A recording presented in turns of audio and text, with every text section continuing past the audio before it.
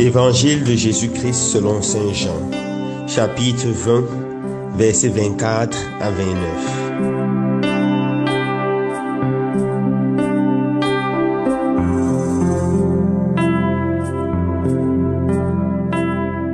L'un des 12, Thomas, dont le nom signifie jumeau, n'était pas avec eux quand Jésus était venu. Les autres disciples lui disaient: « Nous avons vu le Seigneur. » Mais il leur déclara: « Si je ne vois pas dans ses mains la marque des clous, si je ne mets pas mon doigt à l'endroit des clous, si je ne mets pas la main dans son côté, non, je ne croirai pas. » 8 jours plus tard, les disciples se trouvaient de nouveau dans la maison et Thomas était avec eux.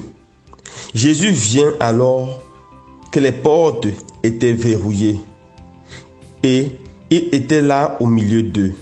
Il dit: « La paix soit avec vous. » Puis il dit à Thomas: « Avance ton doigt ici et vois mes mains.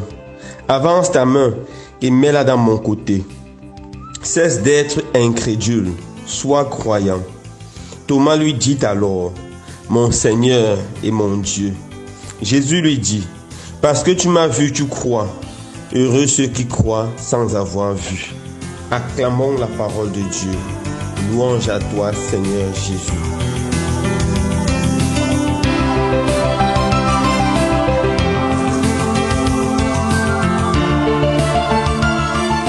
Chers frères et sœurs bien-aimés, aujourd'hui, la Sainte Église, notre Mère, nous invite à célébrer avec beaucoup de joie la fête de Saint Thomas l'apôtre. Saint Thomas est l'un des apôtres les plus connus, les plus célèbres. Il est connu par son grand doute. Si je ne vois pas de mes yeux, si je ne mets pas dans ma main dans l'endroit des clous, non, je ne croirai pas. Saint Thomas est grandement vénéré en Inde parce qu'il a été envoyé là par le Seigneur et il a fondé cette église. Aujourd'hui, j'aimerais que nous arrêtons sur 3 points très importants qui ressortent de l'évangile de ce jour. Et qu'à la lumière de cet évangile, nous prenions des décisions fortes dans notre vie. Premier point, l'importance de croire sans voir. Jésus dit à Thomas: « Parce que tu m'as vu, tu crois. Heureux ceux qui croient sans avoir vu. » L'un des problèmes les plus grands du christianisme aujourd'hui, c'est que beaucoup de chrétiens veulent voir avant de croire. Les chrétiens sont de plus en plus assoiffés par les signes, les miracles. Et les chrétiens croient que ce sont les signes et les miracles qui vont les conduire à la foi véritable. Mais pourtant, c'est totalement le contraire. C'est la foi qui crée les miracles dans nos vies. C'est la foi qui nous permet de voir la main de Dieu, de voir les signes. La conséquence pour ceux qui veulent voir les signes avant de croire, c'est qu'ils vont aller d'église en église. Ils vont rechercher les prophètes, les pasteurs, et ils vont se faire tromper, ils vont se faire berner. Et ils seront à la fin plus malheureux qu'au début. Le Seigneur nous dit: « Heureux ceux qui croient sans avoir vu. » Est-ce que nous savons croire au témoignage de l'Église, comme Thomas n'a pas pu croire au témoignage de ses frères, les apôtres qui avaient vu le ressuscité? Est-ce que nous croyons ce que l'Église nous enseigne? Est-ce que nous croyons que Jésus est présent dans le Saint-Sacrement? Il y a des gens qui doutent, des chrétiens, qui vont à la messe, qui reçoivent la communion même, mais qui ne croient pas vraiment que Jésus soit présent dans l'Eucharistie. Ils veulent voir Jésus de leurs yeux. Ils cherchent des visions exceptionnelles avant de croire. Il y a beaucoup de chrétiens qui doutent de la puissance du sacrement de réconciliation ou de la confession. Ils disent: pourquoi on doit se confesser? Pourquoi on doit confesser au prêtre? Certains y vont, beaucoup n'y vont pas. Ils se comportent comme des protestants. Ils disent: non, je ne crois pas. Ils doutent. Beaucoup doutent de la puissance de l'intercession de la Vierge Marie et des saints. Ils disent: pourquoi est-ce qu'on doit prier la Vierge Marie? Pourquoi on a demandé son intercession? Pourquoi on a recouru aux saints? Pourtant, l'Église nous enseigne avec beaucoup de force la grandeur de leur intercession. Beaucoup de chrétiens doutent de la puissance de leur prière, la prière personnelle. Ils peuvent faire des neuvaines de prière pour telle ou telle autre situation, mais au fond de leur cœur, ils ne croient pas. C'est simplement comme une formalité. Je me rappelle ce témoignage qui est raconté d'un village où il n'avait pas plu pendant longtemps. Et le curé de la paroisse a invité tous les chrétiens, tous c'était des chrétiens en fait, à faire un mois de prière et de jeûne pour demander la pluie. Et le premier jour, tout le village s'est rassemblé. Mais une seule personne est venue avec le parapluie. Quand il a vu la personne là, il a dit, mes amis, c'est une seule personne qui a la foi. Nous prions vous demander la pluie et personne ne vient avec le parapluie. Celle-là vient avec le parapluie parce qu'elle croit que le Seigneur va nous exaucer, qu'il va pleuvoir ce soir. Alors elle prend son parapluie pour pouvoir être capable de rentrer chez elle. Elle a la foi. Est-ce que notre prière est une simple formalité ou est-ce que nous croyons que le Seigneur est capable d'intervenir dans notre vie? Alors, la parole de Jésus à Thomas s'adresse à nous aujourd'hui. Heureux ceux qui croient sans avoir vu.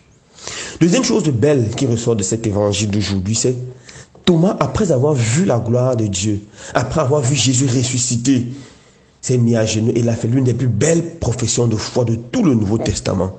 Il a dit, mon Seigneur et mon Dieu. Mon Seigneur et mon Dieu. C'est beau, frères et sœurs bien-aimés, de prendre conscience du fait que, après avoir vu la gloire et le miracle de Dieu, Thomas a cru. Est-ce que nous avons cette foi après que nous voyons la puissance de Dieu dans notre vie, après que nous voyons le miracle de Dieu? Ou mieux encore, est-ce que nous avons les yeux de la foi pour être capables de discerner dans les événements de notre vie de chaque jour la main de Dieu, la puissance de Dieu? Beaucoup de gens ne savent pas que se réveiller le matin, vivant, en bonne santé, c'est un signe fort de la présence de Dieu dans notre vie. Et ils voient ce miracle chaque jour. Ils ne sont pas capables de se mettre à genoux comme Thomas et dire « Mon Seigneur et mon Dieu ». Beaucoup de gens ne savent pas que voyager, surtout dans un pays comme le nôtre, avec les routes comme les nôtres, négligées, souvent mal entretenues, avec l'incivisme, voyager de Bafoussam à Yaoundé et arriver vivant, les gens ne savent pas que c'est un miracle. Ils ne sont pas capables de se mettre à genoux et dire « Merci mon Seigneur et mon Dieu ». Beaucoup de mamans ont des enfants qui sont mariés, qui ont du travail, mais qui au premier souci se mettent à s'agiter, à paniquer. Elles ne savent pas que avoir des enfants mariés, avoir des enfants qui ont un travail, c'est une bénédiction de Dieu. C'est un miracle. Beaucoup de personnes ne savent pas que trouver un travail dans un pays comme le nôtre, où le chômage fait rage à cause de la malgouvernance et beaucoup d'autres choses, c'est un miracle. Ils ne sont pas capables de voir la main de Dieu et dire « Mon Seigneur et mon Dieu ». Beaucoup de gens ne savent pas qu'ils sont malades. Le prêtre vient dans leur domicile leur donner le sacrement des malades ou visiter l'un des leurs qui souffre. Ils ne savent pas que c'est une grâce et une bénédiction. Ils ne sont pas capables de se mettre à genoux et dire « Mon Seigneur et mon Dieu ». Demandons Seigneur de donner les yeux de la foi pour pouvoir voir sa grâce. Dernière chose très importante qui ressort de l'évangile d'aujourd'hui, l'importance de la communauté. Le grand problème de Thomas, c'est que la première fois que Jésus est apparu, il n'était pas là. Où était Thomas? C'était le dimanche où les autres s'étaient rassemblés pour attendre le Christ ressuscité dans la prière. Thomas n'était pas là. Et justement, à cause de son absence, Thomas ne croit pas au témoignage des autres. L'importance de la prière en groupe. L'église veut dire rassemblement, rassemblement des chrétiens. Et l'un des 6 commandements de l'église, c'est que nous devons assister à la messe tous les dimanches et les jours des fêtes d'obligation. Est-ce que nous prenons au sérieux la messe dominicale? De plus en plus, on entend des chrétiens développer des théories stupides et bêtes comme celle-ci. Je n'ai pas besoin d'aller à la messe pour prier. Je peux rester chez moi et prier. Notre Seigneur n'est pas fou lorsqu'il nous invite à prier ensemble. Lorsqu'il nous dit, si 2 ou 3 sont rassemblés en mon nom, je suis là au milieu d'eux. C'est parce que c'est la force de la prière communautaire. Lorsqu'on prie ensemble, ma prière soutient celle de mon frère et la prière de mon frère me soutient. Est-ce que nous savons que les CEB sont importantes dans nos vies? Est-ce que nous savons que les mouvements d'action catholique sont importants? Est-ce que nous savons que la prière en famille est importante? Un chrétien seul est un chrétien en danger de mort. Un chrétien seul est un chrétien qui va céder rapidement au doute. Un chrétien qui va perdre sa foi. Quand ce jour nous célébrons la fête de Saint Thomas, demandons au Seigneur de donner ces 3 grâces. Premièrement, la grâce de croire sans avoir vu. Deuxièmement, la grâce d'être capable de voir les signes de Dieu dans notre vie. Et troisièmement, la grâce de vivre toujours en église, en communauté. Loué soit Jésus-Christ.